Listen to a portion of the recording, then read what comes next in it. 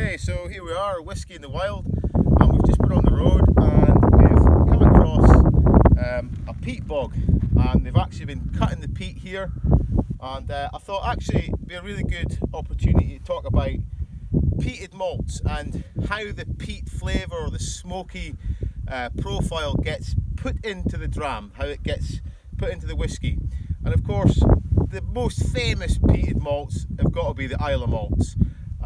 Your Lagavulin, Ardbeg, Bowmore, the Bruichladdich Octomore for those major peat heads out there, and the Kilhoman, the recent distillery of 2005.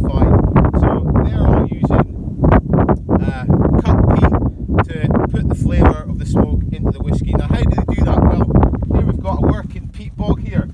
They've obviously been cutting the peat out, and that peat gets stacked and into pyramids, and the water drains out really quickly and then it dries, and that peat briquettes is then used to put in kiln fires at the distilleries where the smoke is pushed or put across the malted barley. So it's got to be malted barley.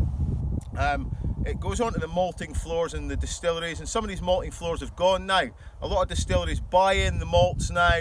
They even buy in the malt already peated, but some of the distilleries that are still practicing the old techniques will actually cut their own peat from local sources, and they will dry their own peat, and they'll use that peat to give their whiskey a distinct profile. Now, how does it change? You know, you've got some smoky whiskies that can taste really heavy and oily and medicinal.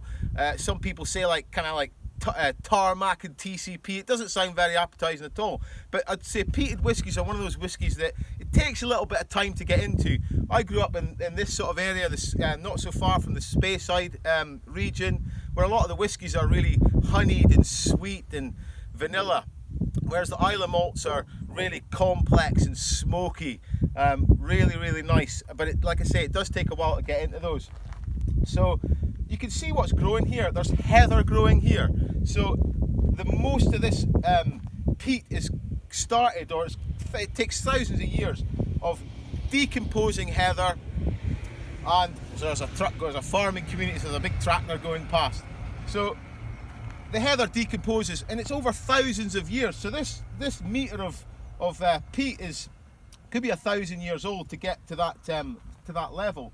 And then of course on Islay, they're all seaside, coastal distilleries. So there's going to be a lot of like seaweed and mineral deposits that gives it their whiskey that minerally seaweedy coastal smokiness to it. So here it is. This is where they do the cut the peat, and where they add that smoke into the whiskey. So we're going to enjoy this one. It's a Lagavulin.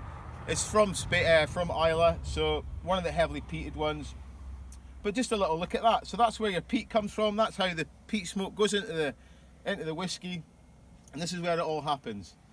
Anyway, Slán